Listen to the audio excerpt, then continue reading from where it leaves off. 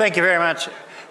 Ladies and gentlemen, it's a great pleasure for me, being more of a Bulgarian than a political scientist, to present on this panel. And it's a great, really, honor to moderate two of the most respected and well-known leaders of the democratic West today. I made a small calculation before coming. Between the two of them, they have been serving in elected offices, either in government or in a parliament, as long as Bulgaria had a democratic political history. And I don't know these days, is experience helping you to be re-elected, but I do believe it helps you very much to understand where we are. And talking about the state of democracy today, I just want to make 2 points. If we're going to say that democracy has a problem both in Europe and America, we're going to make an understatement. Obviously, people are angry, there is an expectations, crisis of judiciary power. The parliaments are particularly kind of under attack because the political representation is something that is questioned by different people from the different part of the political spectrum. But I have one good news and one not so good news. The good news is that when today basically you listen to people saying that democracy is dying, keep in mind that this is what people have been saying all the time. In 1985, I'm repeating the year, 1985, one of the best-selling political books, both in Europe and America, was a book by a famous French political thinker, Jean-François Ravel, who calls How Democracies Perish. In 1985, he was sure that Soviet communism is going to prevail in the Cold War. So from this point of view, the resilience of the democratic system is something that we should not forget. But on the other side, the fact that democracy has prevailed and survived before is not a guarantee that it is going to do it again. And this is why I want to go basically with the opening statements of our two very distinguished participants, because I'm very much interested just in 2 questions. First, what do you believe is different today than in the previous crisis that we know? And secondly, to what extent democracy can keep the West united? Because I very much agree with President Steinmeier, we cannot take the West for granted. Neither Europe can take for granted the American security umbrella, nor I do believe America should take for granted that basically Europe will follow. So from this point of view, I'll start with you, Madam Speaker. Thank you very much. Thank you. It's very wonderful to be with you, Ivan. Your reputation precedes you as a great thinker on democracy, and I'm honored to participate with you today, as I am with Mr. President of the Bundestag. Wonderful to be with you again here. You are a leader in the interparliamentary world that we share, and I'm honored to be with you. Where's the ambassador? Mr. Ambassador, you are a force of nature. Thank you so much. Isn't he wonderful, Ambassador Ischinger? Thank you so much for such a long time sustaining such a powerful meeting on the subject of what we all take an oath to do, protect and defend our people. So with great admiration, I thank you for the opportunity to be here today. Mr. President, that's the 3rd speech I've heard you make in the last 6-8 weeks. That was a tour de force. How do you feel? Do you feel okay? Feel good? Presenting that challenge, taking inventory of our challenges, but also inventory of our opportunities that we have. What an honor to be with you again. Let's again hear from the President on his wonderful speech. But perhaps when we talk about anything to be optimistic about, we have one of the largest delegations ever to the Munich Security Council. And I want all of our members to stand up. Our House delegation led by Adam Schiff, Chairman of the Intelligence Committee, and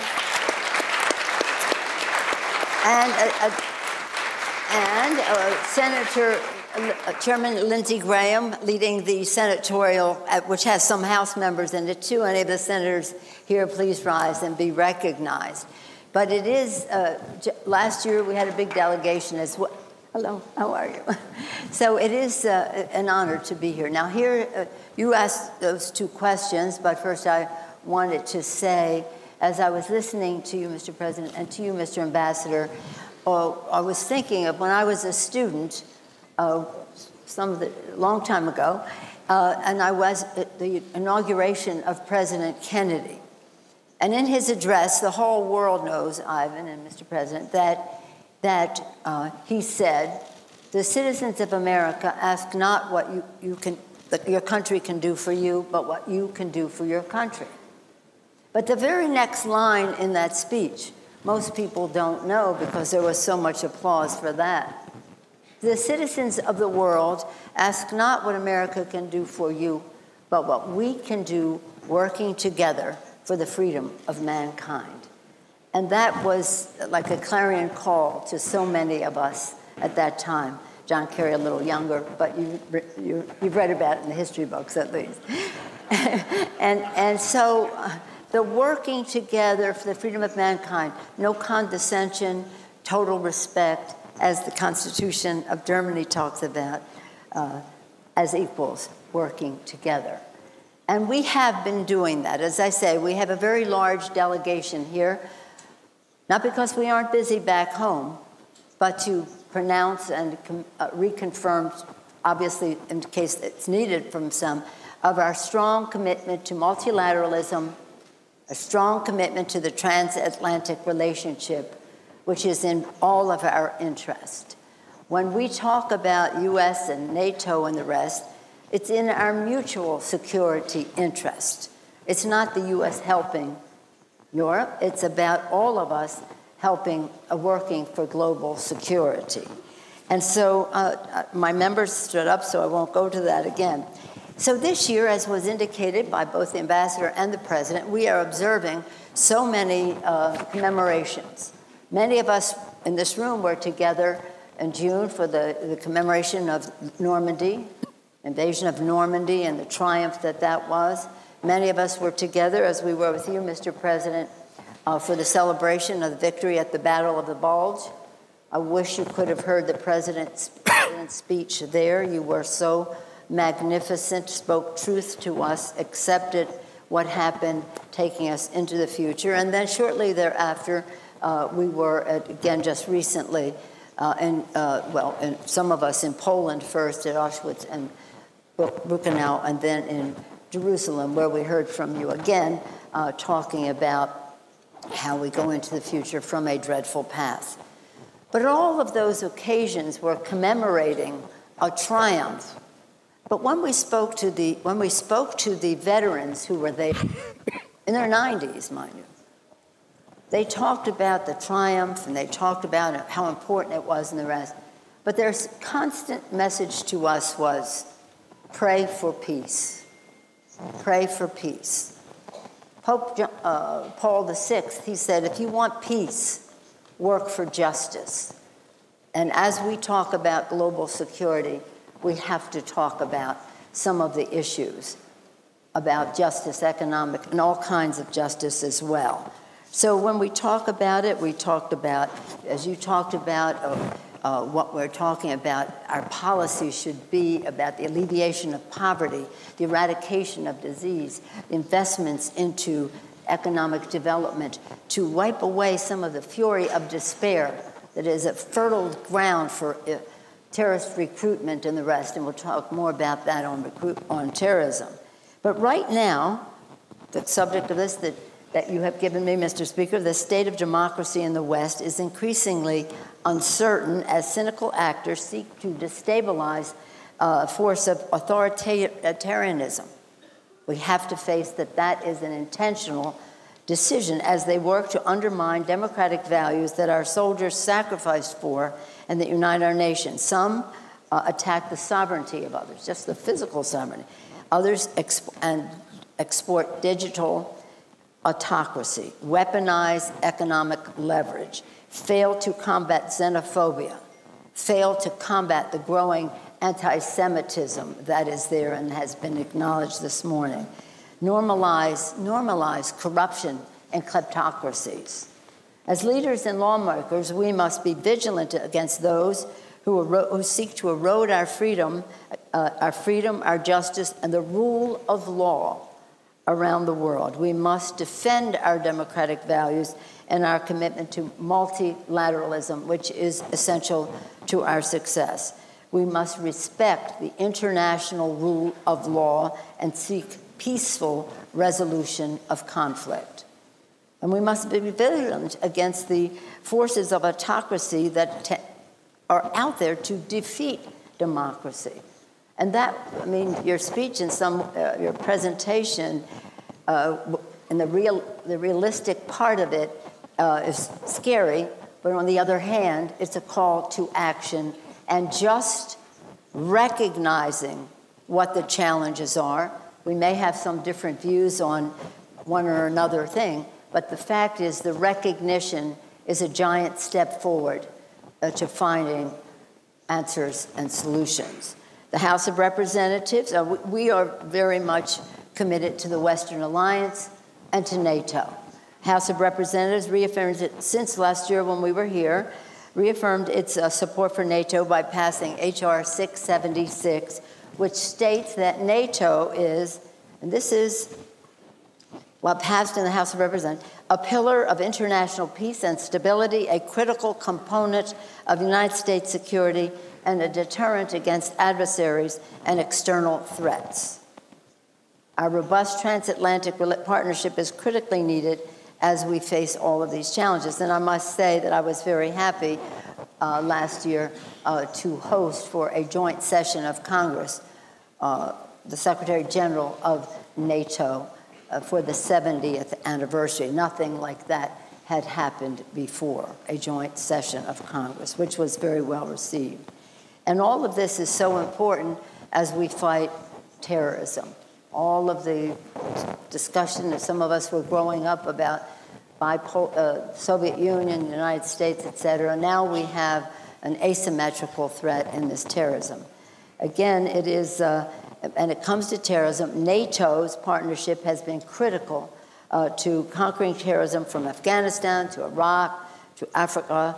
The coalition to fight ISIS is a NATO commitment. In addition to military force, though, we must embrace the whole of government approach and use our soft power to ensure security. And I said it before, I'll say it again. The U.S. and all of us must continue our investments in people, recognizing the dignity and worth of all of them. Again, the alleviation of poverty, eradication of disease, ending the fury of despair. Another challenge facing our democracies is the threat to non-proliferation, as has been said. Today, there is a disturbing erosion of the arms control framework that has kept the world safe for decades.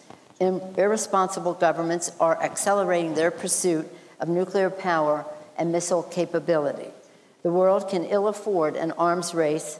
Non-proliferation has always been a pillar of American national security. We must preserve our non-proliferation framework, working together as NATO allies. The climate crisis, as has been mentioned again, I'm so glad you did, and to recognize it as a national security threat. National security experts testify in Congress and meet with us regularly to point out what a national security threat it is. The erosion of habitat and all the other things that are results of the climate crisis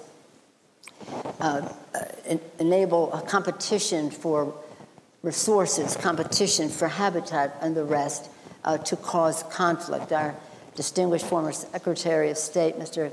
Kerry, has been a champion on this issue, as have many of our members who are here, and you'll be hearing from Lindsey Graham later on this subject. I don't know what that will be, but you'll be hearing about it later.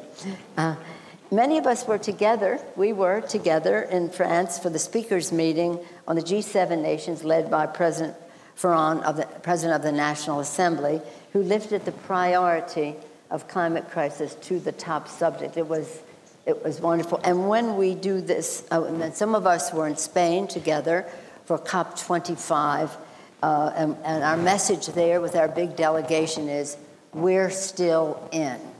We're still in.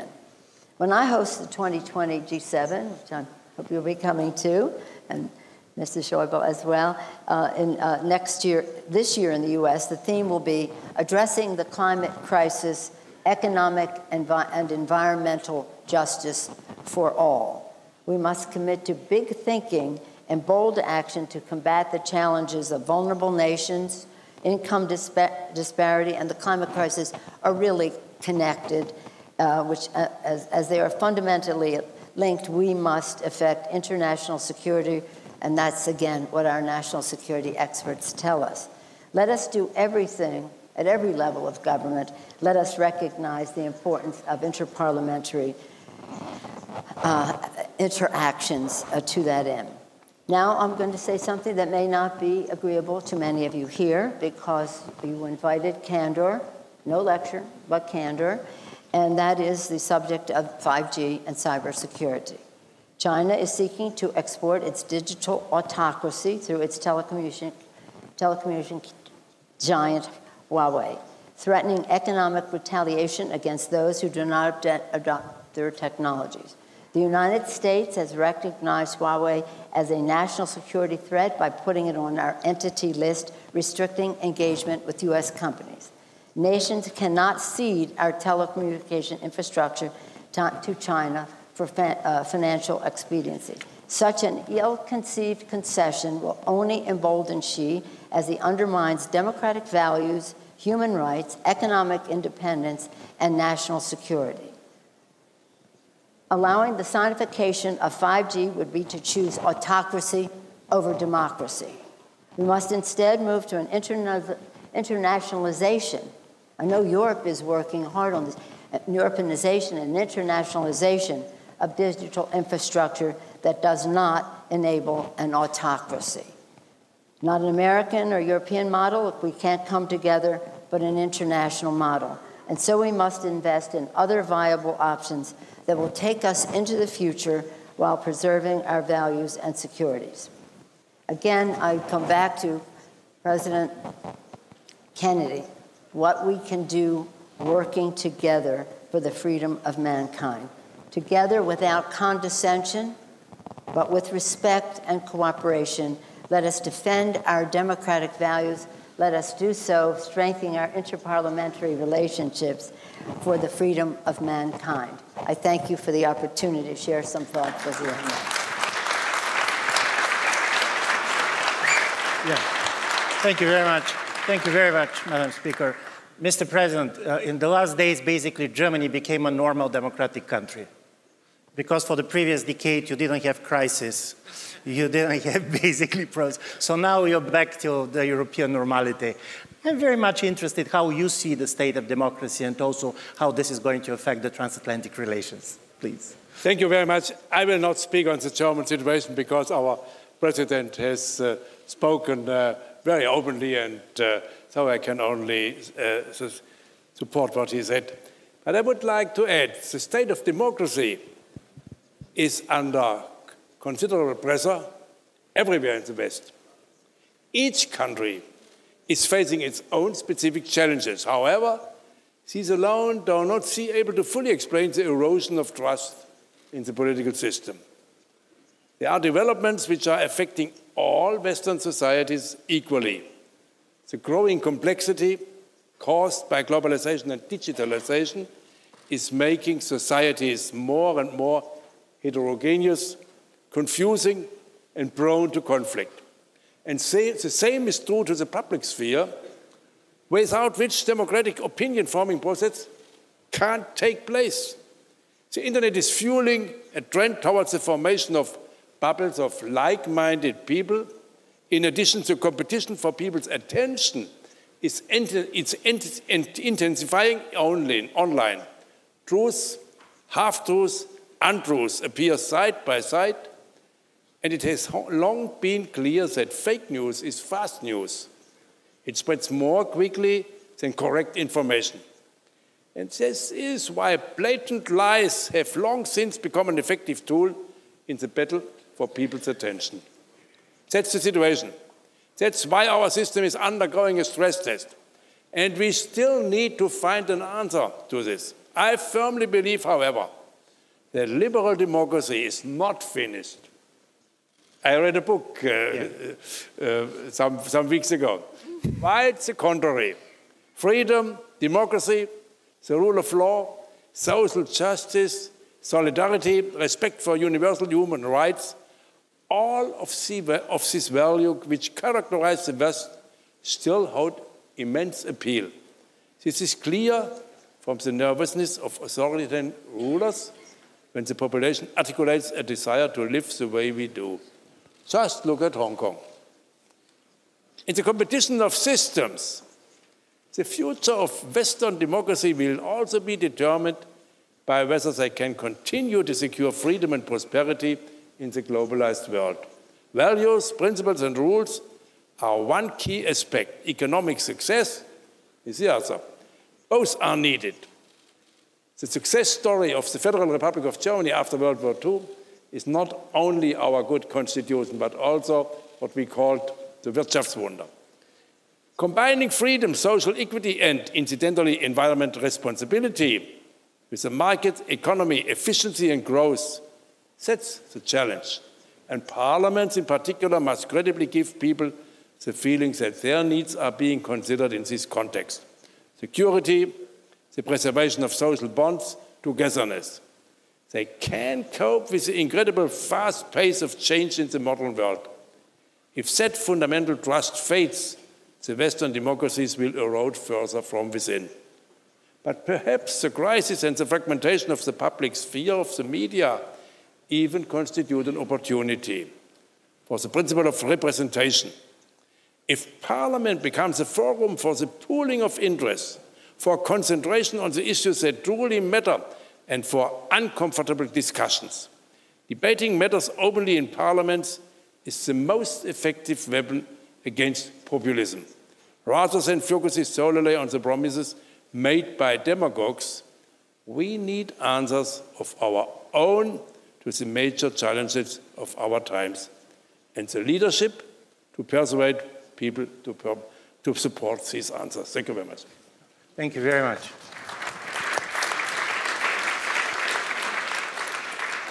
Dear colleagues, I'm going to do something that you're going to like.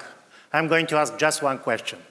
And then we are going to go for your questions that you can ask from the floor. But my question is the following. Listening very well to you, Speaker, part of your message was that now the competition between systems is not going to be so much about ideology, like in the Cold War, it's going to be about technology.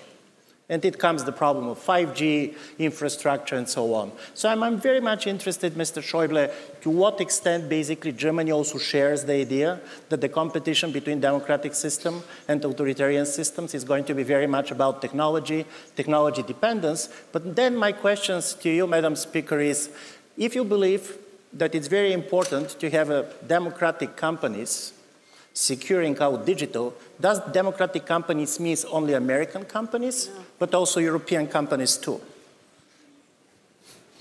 Well, I said internationalized, internationalization of it, wherever that democratic approach may be. But I don't think it's just a competition between ideology, technology. The whole point is to protect democracy. Yeah. You must be able to have this highway. I'm a very religious person, and I always think about the Romans. When they built those highways, they enabled the spread of Catholicism because the apostles and St. Paul could travel and take the message, as has been known. And my colleague Jane Harman was just here, but anyway, she's been coming here for 20 years. This whole, she was in Congress when we passed the telecommunication bill, which was then the information highway. And we believe that that information highway should be about privacy, about communication in a free way. So it's not that about let's compete on technology. It's about let's promote democracy by having that information highway be one that is a democratic system, not an autocratic system, as I see the challenge we have now between autocracy and democracy. And as I said in my comments, let's internationalize all of this, but let not it be the sonification of it, because I think that will be to the detriment of democracy. Thank you very much, Mr. President. I think the subject of modern technology, especially the 5G, and all this discussion is a good example for what I tried to say in my introducing remarks. We had, even in this week, very tough discussions in parliamentary groups and with the government on the relation between security and technology. And we have seen, and we have to debate this, and we will find solutions which are controversial, but at the end we will decide by majority what is parliament. Yeah. And on the other hand, we all know the other point is we have to strengthen European cooperation, not to be against everyone, but even to be relevant. And therefore it is an incentive to increase European cooperation that Europe will, even in the future, matters in security reason and technology innovation, because otherwise we cannot be a reliable partner, neither for the United States nor for stabilizing the global world. Do you agree? Okay. Yeah. Thank you very much. Please, it's time for your questions, comments. You can basically ask for the floor. You can basically decide to write. This is why I'm keeping this in my hands. And the idea is really to have a frank discussion. I do believe that the only reason you choose a Bulgarian to moderate is that we are not going to speak long. Please. Yeah. Can we have a microphone here? Yeah. Yeah, please. And just please introduce yourself. Thank you very much. I'm not sure it's working, is it? Yes, it is. I'm Hélène Conway-Mouret, Vice President of the French Senate. And thank you very much for your speeches and very sharp analysis and the honesty with which you all spoke. I just have a simple question. I fear that the answer may be a bit difficult. We see the rise of nationalism, of the extreme right, all through Europe. We have examples in France where the Front National, the extreme right, has qualified twice for the presidential election. The AfD is the third political group now in the Bundestag. And throughout Europe, we see the same thing. And yet, they are elected through democratic process. So I'm just wondering, what are we getting wrong for people to be so angry? Because I think it is anger. It is a whole lot of very bad feelings they're expressing through that vote that goes counter to the democratic values that we all cherish and which you very well spoke about. Thank you very much. I suggest you get 2 more questions so you can have, please, there was a question there and then question at the back. Do we have a microphone?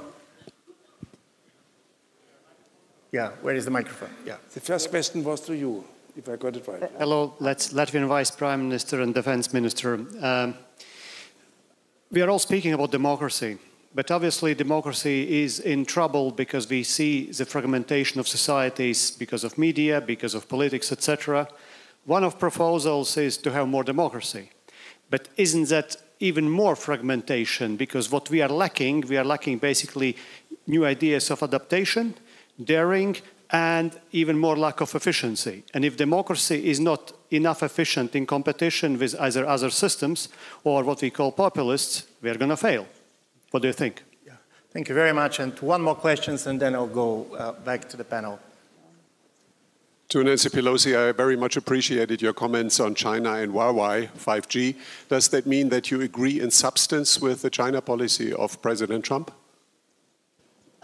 We're not. We have agreement in that regard. We put in our national defense authorization bill language that has Huawei on the entity list. Yes, yes. Because I do believe that it is a real danger to put all of that power in the signification of 5G, and we have to be very careful about how we go forward. And again, let's internationalize the solution, but let us not, this is so predictable, I don't know why it's not so self-evident to everyone that you do not want to give that power to an entity created by the People's Liberation Army. Okay, so that's where it came from. If they had an idea, good. But it's not in furtherance of, and you know what, I'll say this other thing. There are all kinds of aggression. There's aggression, as I said, into a country, as we saw, into Ukraine. There's aggression, economic aggression, and the rest. This is the most insidious form of aggression. To have that line of communication, 5G, dominated by an autocratic government that does not share our values. In answer to your question, I think we talk about the challenge between democracy and autocracy, but there's another challenge here, which is nationalism versus globalism. And the president talked about this, as did the ambassador. Nationalism versus globalism. And we have to recognize that while we all take pride, there's a difference between patriotism and nationalism. And again, some of the things that I hear from young people, and I'm glad that the ambassador is looking to the future, and I have maybe 4 of our delegation are members of the freshman class, so we have the future coming from our Congress right in this room, is that we have to address some of the issues. What are we doing having a debate as to whether there is a climate crisis? There is. Now, what are we going to work together to do something about? Young people care a lot about that. Income disparity is really almost sinful in terms of the exploitation that is there that creates this income disparity, and young people see that and they want us to do something about it. Years ago, I was traveling with a delegation into the Middle East, and I always asked to hear what the young people have to say. And one country after another, they said, we're so tired of our leaders who are so consumed with war. We just think they use it as an excuse not to address climate or fairness in terms of our economy and respect for what we all have to contribute. So it behooves all of us to have a message that gives people hope rather than saying you should probably assume this. And I think that's part of it. But this insecurity that springs from their concern about their economic future is there. But the fuel is fed by those who feed the flame with xenophobia, anti-immigrant fervor, and the rest of that. So again, the president very adeptly defined what some of the challenges are. It behooves us to make a decision to do something about it, not to just wonder how it happened. It's unfortunate, xenophobia, LGBTQ discrimination in 60-some countries in the world, issues that relate to women and their dominance in the society and the economy and the rest, and we'll talk more about that tomorrow. All these things are not right, but in order to give people hope, we have to show them a better path. And I think that members of Parliament have a good way of doing that. I'm forgetting the second question, which I'm sure is for this.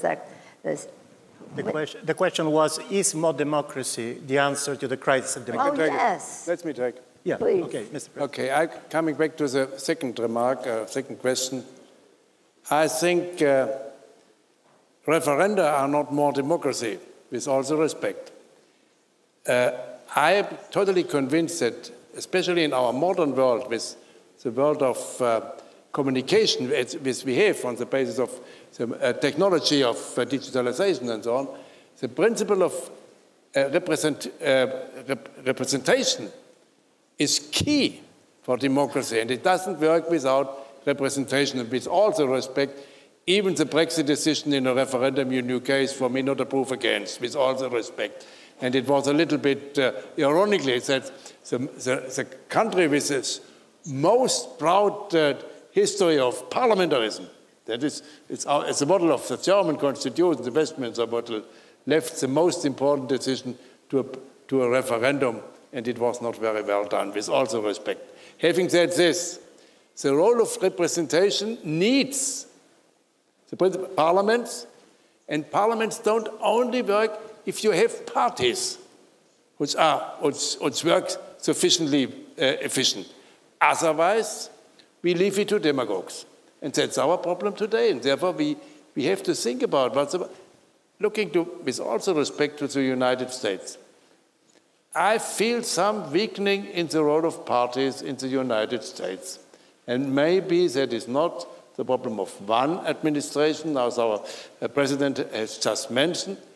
And therefore, I must say to my fellow members of parliament, which I don't ask to raise up because there are also some present, I would say parliaments have a huge responsibility.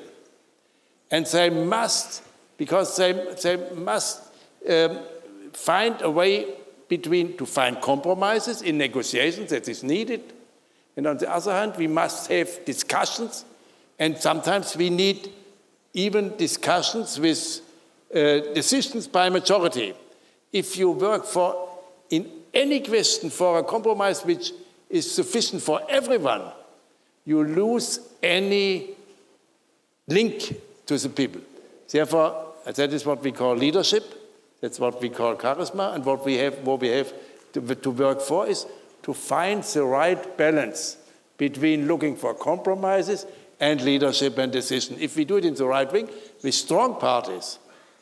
And I give another example as well, always with all the respect to France, which is as our President just has mentioned, and with all the respect to President Macron, you can see, if you follow, and I'm neighbor of France, my constituency is entered the city of Strasbourg.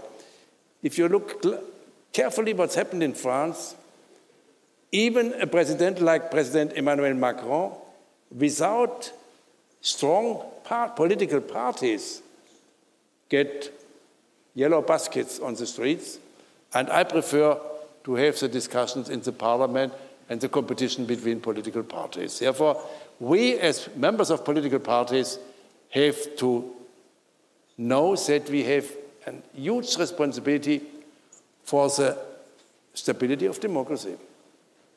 Thank you very much. Before going to questions, I also want just one thing on this, because big political scientists these days, we are going from conference to conference on populism, rise of nationalism. And there is one thing that is important. I do believe in democratic politics. We're in the same moment in which economists have been in 2008, 2009, about the economic system. And the idea was we had the illusion that we're beyond boost and bomb, beyond the crisis. But in a certain way, people are never going to know why nationalism is a problem if they don't have experience with it. And from this point of view, even in Central and Eastern Europe, now you have a new generation of governments and liberals coming, whose liberalism is very much the response to what they're seeing in their countries in the last years. So from this point of view, populism can be destructive, but this is also like a vaccine, and we are all pro-vaccine. If you basically are not going to create immunity of the system, if you basically believe that this type of a consensual politics is forever, we are going to be much more shattered. And I do believe that if there are going to be resilience enough in our political system, all the things that you're talking about in 5 years are going to be much more stable than they were 5 years ago. Because we have slightly forgot all the things that basically democracy are part of democracy too. There was a popular American historian who said that the best way to defend democracy is to argue about democracy. To disagree what democracy is. And I do believe from this point of view, in the last 5 years, we talk much more seriously about democracy than in the period when nobody was contesting it. So, but please, it's... But on that vein, if I just may say, in America, we have many people who have fled autocratic systems and nationalism. So they have experienced it. And we have so many newcomers in our country which we consider to be a blessing and reinvigoration of our society. But they bring a different kind of wisdom to making judgments about falling prey to some kind of populist argument or some kind of nationalist argument because they have experienced it. But it also goes back to 5G, because if you're talking about more or less democracy, well, the internet has democratized communication, in some ways for better, in some ways not so. But if you're expanding that communication and you're doing so in a way that is slanted to autocracy, then you are standing in the way of more democracy. These things are not unrelated. Yeah. Mr. President, please, the floor is yours. Yeah, please. Mr. Chairman, yeah, please. She's from China. Yeah. Hello. I'm from the National People's Congress of China, and I have a very good memory of your successful visit, the construction dialogue we had about the relationship a few years ago. My question is about Huawei. I think my knowledge of how the world works is that technology is a tool. And China, since its reform started 40 years ago, have introduced all kinds of Western technologies. Microsoft, IBM, Amazon, they are all active in China. And since we started with first G, second G, third G, fourth G, all the technologies came from Western countries, from the developed world. And China has maintained its political system. The system led by the Communist Party has become successful. It's not threatened by the technologies. How come if Huawei's technology with 5G is introduced into Western countries, then it will threaten the political system? Do you really think the democratic system is so fragile that it could be threatened by this single high-tech company of Huawei? Let me just say to you that are applauding back there that Huawei was created by reverse technology of American initiatives. That was one of the main ways that they got started. So yeah, we know the capability that Huawei has. We do not want to emulate the Chinese system. We don't want to be arresting millions of Uyghurs, threatening this Tibet in terms of its culture, religion, and faith, undermining democracy in Hong Kong, etc. So it isn't a question of we have Huawei and we are a model, so why are you afraid of Huawei? We understand the power of technology, and I say, and I've been tracking China for 30 years on trade and the rest of it in terms of intellectual property and the rest, and I tell you, unequivocally, without any hesitation, be very careful when we go down this path, unless you want to end up with a society like China or an economy like China, which is not in the free enterprise mode. And I say this in friendship to China. When I visited you, it was about climate issues, and China is on the forefront of doing many great things on climate issues and in so many ways that I could enumerate. So we work together in that regard, but that does not dismiss the idea of repression that is ongoing and intensifying in China. And again, if you want a free flow of information, if you want to build a collective conscience of values and respect for human rights and the rest, don't go near Huawei.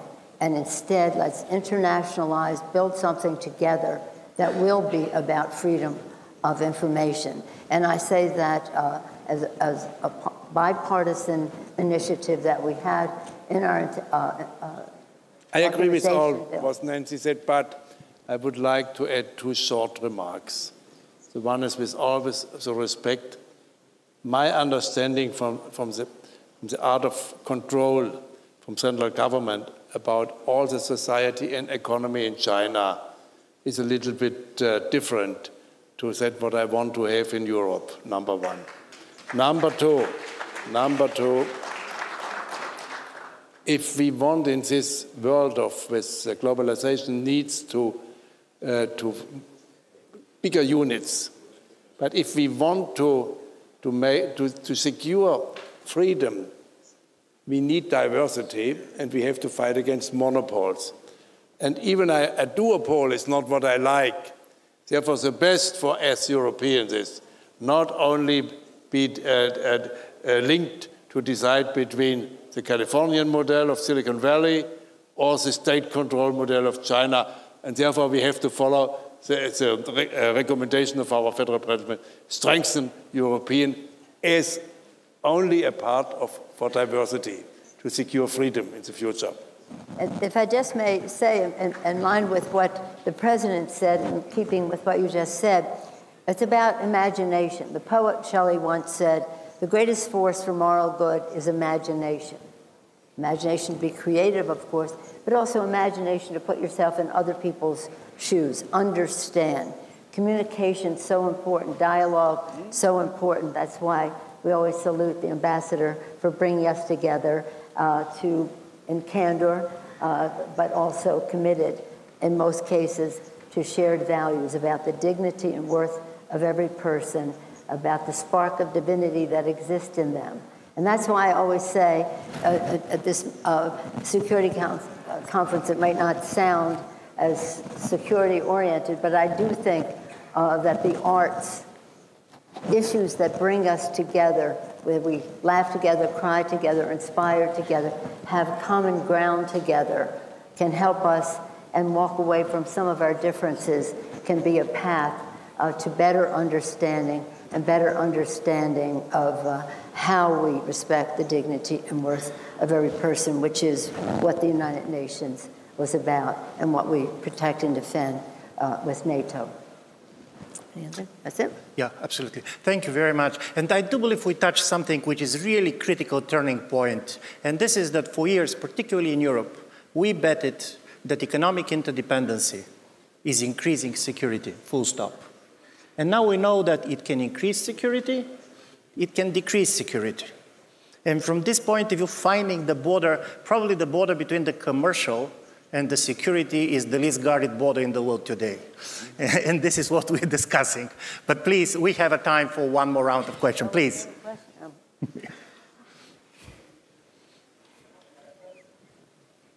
Peter Limburg from Deutsche Welle. Excuse me, I just want to make a short remark to our guest from China. I like the argument concerning Huawei and the approach of technology, but it would be much more credible if the Communist Party of China would allow, for instance, Deutsche Welle's program to be received in China or the BBC, or it would be open to Twitter or Facebook. This would be much more credible. Excuse me, I had to make this remark. Thank you very much. Okay. Thank you. Please. My name is Lia Quartapelle and I'm from the Italian Parliament. I have a question. To what extent do you think that Trump is a parenthesis in how the US thinks about transatlantic relationship? I mean, we all know that there is a big difference between what Trump thinks about the multilateral system and what Obama thought. But some other remarks are similar to what Obama was saying. The push for an increase of military spending, for example, came from President Obama, and I think both were right. The shift to Asia was something that came from the Obama times. So, I mean, this is a place where we have to be very frank and open about the quality of our relationship. And I think the answer to this question defines very clearly what the quality of our relationship will be in the future. Thank you. Thank you very much. This is a great question. We know that you have... It's about Trump, President Trump. Well, I would only just state again that we have one of the largest bipartisan, bicameral House and Senate delegations visiting the Munich Security Conference here. And it is, again, our salute to multilateralism, to our respect for the transatlantic relationship. Yes, the Wales agreement that called for the increase in 2% is something that happened under President Obama, and then now President Trump takes credit for all the money that has come in, but it is an initiative that they both share. And it's interesting to me as a Californian to hear people talk about the shift to Asia. It wasn't a shift to Asia, it was at the expense of Europe. And that I think is really important for everyone to be assured. It was not at the expense of our transatlantic relationship, which is the heart of the matter of our security. Europeans have been involved in Asia for a long time. We have proximity from the West Coast, so now we are as well. But again, in terms of some of these issues, like Huawei, we have bipartisan agreement on that. We never I always say to the members, don't be against something because President Trump might be for it. If there's bilateral, if there happens to be what we call collateral benefit, so be it. Then let's all share in the responsibility to do something and the credit when we get it done, including, I saw Prime Minister Trudeau here earlier, the U.S., Mexico, Canada trade agreement. So wherever we can find agreement, whoever gets credit for it. Yes. Mr. President. I think I can't better answer than our federal president has done in his speech. Therefore, I will only say, please, he has said we need, of course, a transatlantic partnership, and it's the basis for our security for the time being foreseen. But to strengthen transatlantic partnership, the Europeans have to contribute more, and not only in budget affairs, but also in taking, as your colleague Kagan shortly wrote, in moral costs as well. And having said this, my third remark is, we Europeans have to prove, even in our daily work, that we will not allow that there will be a new division in Europe between East and West. It's very important that we Europeans prove ourselves able, first of all, to stabilize Europe and European neighborship with all the respect as well. We can see this do better in partnership with the United States, but that's what we have to do. Thank you very much. And I want to give the floor to Ambassador Ischinger, but if I can summarize, Huawei in Europe welcome when Deutsche Welle is welcome in China. So thank you very much. If I just may say, all of us here who are from the U.S. take an oath to protect and defend. That's the oath of office we take. And security is so central to that, and this discussion so important. So thank you again, Mr. Ambassador, for bringing us together to help us protect and defend all of our people. Thank you very much, Madam Speaker, Herr Bundestagspresident. If you allow, before I say thank you to the two of you, I want to do something which I was unable to do after the introductory speech by President Steinmeier, namely to thank him for this very, very important speech. So thank you again, Herr Bundespräsident.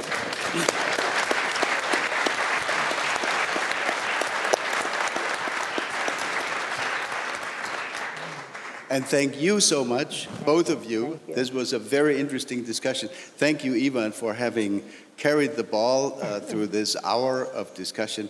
Thank both of you. The program will continue in just a few minutes with Justin Trudeau, so stay tuned. Thank you very much. Thank you very much.